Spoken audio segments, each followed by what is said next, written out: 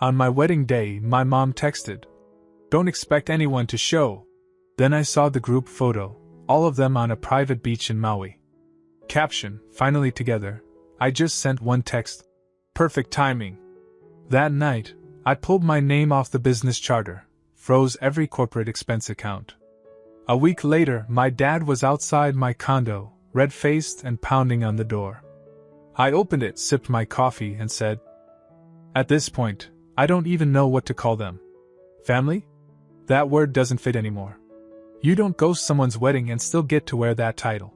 You don't fly to a private beach, toast champagne in the sun, and pose for a group photo on the same day your only son says his vows, and still call that love. I don't know what they are to me now. But they're not family." That ended the moment I saw the photo. Let me rewind. The morning of my wedding, I was standing in the small dressing room at our venue, this rustic little lodge on the coast, nothing fancy, but peaceful. I was adjusting my cufflinks when I got a text from my mother. "Don't expect anyone to show. Best of luck." No punctuation, no context, just those words. I stared at the screen for a solid minute thinking it had to be a mistake. I actually checked the sender like I didn't recognize her number. I even turned off my phone and turned it back on, like maybe I'd read it wrong. But no. That was it. That was my send-off from the people who raised me. Natalie was down the hall getting ready. She had no idea. She thought they'd be arriving late. I never told her the full truth about how they reacted to her. When we got engaged, my mom called her scrappy, and my dad said she wasn't a strategic match. I didn't even know people talked like that outside of arranged marriages or corporate boardrooms. They didn't like that her family wasn't wealthy, that her dad drove a truck and her mom worked retail, that she came from a small town. They smiled in public and called her names behind closed doors. But I thought maybe, deep down, they'd come around. They didn't. I kept checking the entrance as the ceremony started. The seats reserved for my side of the family stayed empty. Every single one. Not even a text from my sister. The same sister who once told me I saved her life during her divorce. She couldn't be bothered to send an excuse. But Natalie, God, she looked beautiful. She smiled like she had the whole world figured out. I focused on her. I didn't let them ruin it. At least not visibly. We got through the vows. We kissed. Everyone cheered. The reception was small but joyful. Her family danced for hours. Our college friends toasted us with cheap champagne and corny stories. Nobody asked about my side of the aisle. Maybe they figured something came up. Later that night, I stepped outside to grab a beer from the cooler and get a little air. That's when I saw it. The post. My cousin, who apparently never figured out how privacy settings work, uploaded a picture that hit harder than anything my family had ever said to my face. There they all were. Standing on a private beach in Maui. Waves behind them. Sunglasses, sundresses, open collars. My parents, my sister and her husband, 2 aunts, even my dad's business partner, who's not even blood. Glasses raised, arms around each other, tan and glowing. It looked like a damn catalog photo. The caption read, "Finally together. Love wins. #family forever." They didn't just skip my wedding. They orchestrated a parallel celebration. A family event without me. They waited until my exact wedding day to do it. Then posted it, like they wanted me to see it. Like it was some kind of message. I walked back inside, kissed Natalie on the cheek, and danced until midnight. Then I went quiet. The following Monday, I showed up to the office like nothing happened. The receptionist said good morning. I smiled. Walked straight into my office. My name was still on the charter. I still had all the admin keys. I still controlled the corporate cards, the joint expenses, the assets I helped build from the ground up with my dad. By noon, I filed the paperwork to remove myself from the business entity. By 4, I froze every corporate expense account tied to the family. Phones. Gas. Flights. Hotels. All of it. I made sure it would hit them midweek, right as they were wrapping up their trip. The group chat started lighting up like a fire alarm by early evening. My dad texted first. Then my sister. Then the calls started. I ignored everyone. I was sitting on the couch with my wife, eating leftover cake. Finally, I sent one message back. Perfect timing. Then I turned my phone off and opened a bottle of wine. There was nothing left to say. A week of silence. That's all it took for them to crack. After the photo. After the text. After the wedding. After I froze the expense accounts and erased myself from the business we spent 10 years building together. I didn't pick up a single call. Not one reply to the frantic messages piling up in my inbox. Not even when my sister texted asking if I'd gone insane. I just watched quietly from the outside as the cracks started to show. Natalie noticed something had shifted, but she didn't ask. She knew enough to know that if I hadn't said anything yet, it wasn't ready to be spoken. We were still settling into married life. Small routines. Coffee in the morning. Cooking together at night. She picked up a freelance gig and filled the space in the apartment with energy I didn't realize I'd been missing all these years. We were happy. Tired but happy. Then came the knock. It was around 6:50 in the morning, still hazy outside, and I was in the kitchen in a t-shirt and boxers, drinking my first cup of coffee, when the pounding started. Sharp, loud, like someone wanted the door off its hinges. I didn't have to guess. I already knew who it was. When I opened the door, there he stood. My father. Red-faced, dressed in his usual overpressed shirt and designer slacks, like he thought showing up in business attire would give him some kind of authority. His tan hadn't faded yet. The Maui sun still clung to his skin like an insult. He didn't ask to come in. Didn't ask how I was. Didn't even say hello. He just launched into it. Yelled about how I'd embarrassed him. How I'd crippled the family. How freezing the accounts mid-trip left them stranded, and how they had to cover costs with personal credit cards. He said my sister and her husband had just put a down payment on a second property, assuming the cash flow would keep coming. That I had no right. That I'd thrown a grenade into everything. I stood there, sipping coffee. When he paused long enough to breathe, I said calm and clear, I gave you every chance. You made your choice. That was the moment something shifted in him. His rage turned bitter. He started accusing me of being emotional. Said I was making a scene out of nothing. That skipping one event wasn't worth tearing the family apart. He kept calling it a difference of opinion. Like what they did wasn't calculated. Like it didn't come with consequences. He said I owed him. That he built the company from nothing. That he gave me the tools to succeed. That I was nothing without him. That's when I knew we'd never speak the same language. I told him the charter changes were final. That the holding company now controlled my shares and would not be reversing any decisions without compensation. If they wanted the business whole, they could buy it back, at market rate, cash up front. I told him the cards weren't coming back. The sell plans, the company car leases, the travel accounts, all frozen indefinitely. He asked what I expected them to do. I said, figure it out. Then I closed the door. He stood there pounding again, yelling my name, shouting threats I'd heard versions of before. I didn't open it. I sat back down, finished my coffee, and scrolled through photos from the wedding. Not a single one featured my family. But every one of them showed joy. Later that afternoon, I called the attorney and set up a firewall on the rest of my financial interests. I shut off every shared access point, revoked every family member from my personal accounts, and canceled the autopay for the secondary property my sister had just moved into. She was using my name to secure the rate. Not anymore. They'd been living off me for years without even realizing it. They got used to things just appearing, trips, investments, bailouts. I had quietly kept the wheels turning while they posed on beaches and whispered about my wife not being our kind of people. Now the gears were stopping. And they were going to feel every rotation slow to a halt. It started small, just a few missed payments. The company's shared car lease bounced first. I knew because the dealership called my personal line out of habit.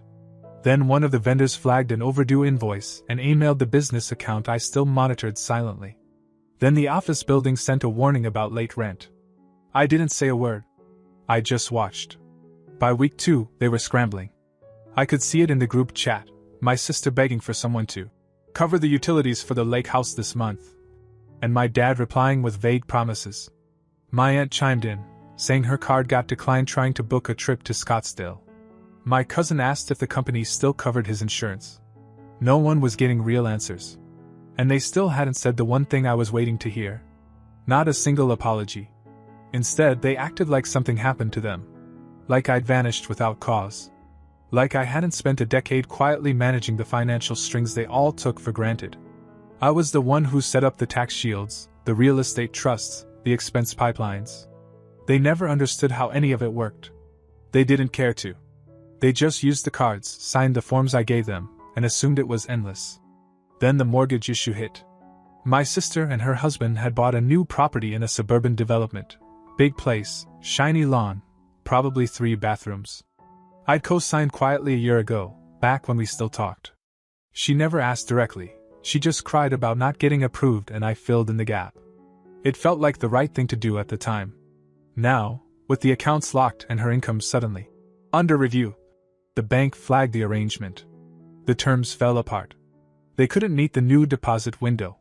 I got the notification because, legally, my name was still on the contract, until I had it removed. That was a fun call. The loan officer asked if I was still interested in backing the property. I told him no. Not anymore. 3 days later she called me. My sister. After complete silence since before the wedding. No. Congrats? No. Sorry we missed it. No acknowledgement. Just, you can't do this to us. Us. I didn't even answer. Just let it ring out and block the number. That night, Natalie and I ate dinner on the couch and watched reruns while her head rested on my shoulder. She still didn't know all of it. I didn't feel like she needed to. What mattered was we were good. We were building something real. The next week, I heard from our old accountant. A guy I liked, someone who always played it straight. He said the quarterly reports were a disaster, and asked if I'd really pulled all access. I said yes. He was quiet for a second, then said, I wondered when you'd finally stop carrying them. That stuck with me. Because he was right. I'd been carrying them for years. Quietly, fully, without resentment, until they made it impossible not to see the truth. And now? Now I was just letting go. 3 weeks after the wedding, the silence began to warp into something else. Not apology. Not remorse. Just quiet calculations behind closed doors. They were clearly trying to find a way back into control, but without facing the truth. Typical. I was working late from home, finalizing paperwork for a startup I'd quietly invested in months ago, something I'd never told my father about. It was the first time I felt genuinely excited about a new direction. My phone buzzed with an email notification. The sender's name didn't ring any bells. Subject line: Request for private conversation regarding family affairs. I opened it. Inside, some slick wording about wanting to meet for coffee and discuss a potential path forward. It took a moment, but I realized the sender was one of my father's longtime business contacts, an old guy I'd seen once at a board meeting when I was 22. A professional mouthpiece. He even included a line that made me laugh out loud. I believe there's still a way to preserve legacy without sacrificing personal values. I didn't answer. 2 days later, I got another email, this time from a law firm. They sent over a PDF titled, Proposal for Reintegration of Partnership and Brand Stabilization. That was their title. Not apology. Not we were wrong. Just stabilization. Like I was a stock that dropped too fast. The document was dense. Basically, they were offering to bring me back as an independent strategic lead, with a hefty salary, my shares reinstated, and a public announcement about renewed collaboration. I kept scrolling, half bored, until I hit the final clause, neatly buried at the bottom. Reinstatement subject to realignment of personal affiliations in conflict with brand image or long-term partner confidence. It didn't say Natalie's name, but I didn't need it to. They wanted me back, but only if I erased the one person who showed up when none of them did. The woman who stood beside me when every single blood relative disappeared. I closed the laptop without responding. The next night, Natalie and I were walking back from dinner. Just the two of us, holding a leftover box between us, laughing about some guy at the restaurant who kept loudly pitching a podcast idea no one asked to hear. We turned the corner onto our block, and froze. My mother was standing outside the building. Not dressed for confrontation. No suitcase. No umbrella. Just standing there like she'd been waiting for hours. Her hair was done. Her makeup was carefully subtle, like she wanted to look unpolished but not by accident. I hadn't seen her in person in almost a year. She didn't say hello. Just looked at me, then at Natalie, then back at me again. I came alone, she said. Your father doesn't know I'm here. I didn't respond. She said she wanted to fix things, that this had gone too far, that the business was suffering and no one was talking to each other, and it was time someone acted like the adult. I said, You didn't come to fix anything. You came to negotiate. That's when she said it. Not loudly. Not in anger. Just a sentence she clearly rehearsed. I think deep down, you know she's not part of the future we built. It was so calm, so matter-of-fact, that it actually stunned me more than if she'd screamed. Natalie didn't say a word. She didn't need to. I just stepped forward, looked my mother in the eye, and said, You made that future without me the second you walked off that plane in Maui. Then I turned, took Natalie's hand, and walked past her. We didn't stop. We didn't look back. But later that night, around 1:30 a.m., I got another email. From the same firm. Subject line: Urgent, intent to sue for breach of fiduciary duty. That's when I knew they weren't done trying to fight. And that's when I realized I hadn't even started. When the envelope landed on my desk, I didn't feel much. Not anger. Not surprise. Just a kind of tired confirmation. Thick, cream-colored paper. My name typed in bold. Formal language wrapped around a threat. My father and his lawyer were filing for breach of fiduciary duty. They claimed I had sabotaged the family business, intentionally interfered with operations, caused reputational harm, and jeopardized shared assets. It was nonsense. But legally shaped nonsense. I handed it off to my attorney, Lena. She didn't flinch. She was the kind of lawyer who used silence better than most people used words. After scanning the first page, she looked up and said, They're trying to box you in before they collapse. I nodded. So let's let them collapse. She started building a counter immediately.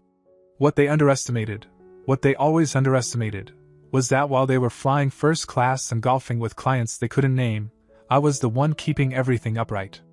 I had all the documentation. Expense records, internal emails, proxy notes, even audio from board calls. I had time-stamped proof of every task they delegated to me because they didn't want to deal with it. And I wasn't going to shout or threaten. That wasn't necessary. Collapse doesn't always come from fire. Sometimes it's the water leaking behind the walls. I made one call to our logistics partner. A guy named Dennis I'd worked with for years. We'd had beers together. I told him, off the record, that he might want to hold off on fulfilling the next few bulk shipments. That things were unstable. He didn't ask questions. Just said, Got it. Then came the real estate play. They forgot I still had partial signature rights on the commercial lease for our headquarters. I didn't even need to threaten. I just notified the building owner that I would no longer personally guarantee rent coverage, and that there was potential financial turbulence incoming. Within 72 hours, the management company served them with a notice: pay 3 months in advance or prepare to vacate. I didn't need to lift another finger. They weren't liquid enough to cover that kind of demand. Quietly, the walls started closing in. Then came the international partner. He only stayed in because of my involvement. The moment I sold my last shares in the satellite entity, he pulled his investment. It wasn't personal. He even sent me a short note saying, Saw the writing on the wall. You did the right thing. My cousin messaged me that night. First time I'd heard from him since the wedding. He said, Whatever point you're trying to prove, it's made. You've burned everything down. He was wrong. I hadn't burned anything. I just stopped watering their garden. But then something happened I didn't expect. I got an email from a woman who worked in HR at a mid-sized accounting firm. Said she couldn't say much officially, but she thought I'd want to see something that came across her desk. We met at a diner the next morning. She slid a folded paper across the table. A printed screenshot from their onboarding system. My sister had applied for a financial consultant position. Under her resume, she'd listed herself as managing director of our company for the last 4 years. She'd even added bullet points: client strategy, revenue growth, operational oversight. Total fiction. She'd also used my name and personal number as her professional reference. I stared at the page for a while. Then I looked up and asked the woman, Did she actually interview? She nodded. She was confident. A little too confident. I smiled. Yeah. That tracks. I sent my sister one message as I left the diner. Don't ever use my name again. No threats. No drama. Just that. She didn't reply. But within an hour, her LinkedIn profile vanished. Her account went private. Mutual contacts stopped tagging her in anything. The funny part was, I wasn't even angry. I wasn't surprised. I think I just felt done. For the first time in my life, I wasn't checking behind me. I wasn't cleaning up their mistakes. I wasn't softening the blow. I was just walking forward. And whatever was behind me could fall as far as gravity wanted to take it. By the time spring rolled in, the family business had quietly folded. No bankruptcy filing. No scandal in the papers. Just closed doors and disconnected phones. The website came down one day without fanfare. A few of their old clients probably wondered what happened. Most didn't. They moved on. That's how business works. People think legacies last forever, but they don't. They last as long as someone's willing to keep holding them up. And I let go. Natalie and I had moved into a new place by then. Nothing extravagant, just bigger windows, more light, a kitchen she actually loved. She started taking on more creative work, and I found myself spending less time in old spreadsheets and more time doing things I never used to make room for. Dinners with friends. Long walks. Silence. The lawsuit never went anywhere. Lena shut it down so fast, I barely had time to read their reply. They tried to stall, tried to delay discovery, but the second they realized I wasn't bluffing, and that I had everything documented, they withdrew. Quietly. No apology. Just silence. That was fine. They weren't good at apologies anyway. One last ripple came from my father. He sent a letter, actual pen and paper, mailed to my office. No return address, no date. Just a rambling mix of excuses, nostalgia, and some warped version of our past. He wrote about the early days, when we drive out to distribution centers in the middle of nowhere. How we built something out of nothing. He said he missed those days. Said maybe we could go back to them. Then he ended with a line that told me everything I needed to know. I still believe we were right to protect the family from outsiders. Outsiders. Even after everything fell apart, he still saw my wife, the one person who stood beside me, as a threat. As someone who didn't belong. I folded the letter once, dropped it into the trash, and that was the last time I ever acknowledged him. That summer, Natalie and I took a road trip. No destination. Just highways, music, gas station coffee, and nowhere to be. Somewhere in Colorado, we stopped at a little cabin on a lake. No cell service. No emails. No expectations. On the last night, we were sitting on the dock, feet in the water, and she asked, "Do you think you'll ever talk to them again?" I didn't answer right away. Then I said, "I think they already said goodbye. They just didn't realize it." Because the truth is, the day they chose that beach over my wedding, they made the cleanest break they ever could have. They handed me freedom in the ugliest wrapping possible. I unwrapped it. I used it. And I didn't look back. It's been almost a year since I walked away. No contact. No updates. No drama. Just distance. For a while, I thought that would be the end of it. A clean break.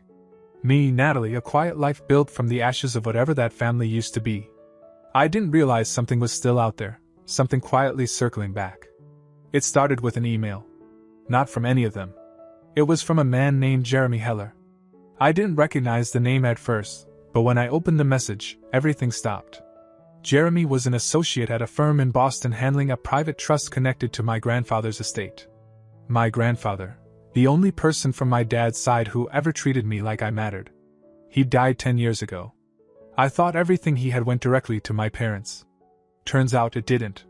Jeremy wrote that certain assets had been held in a secondary trust, frozen until my 35th birthday.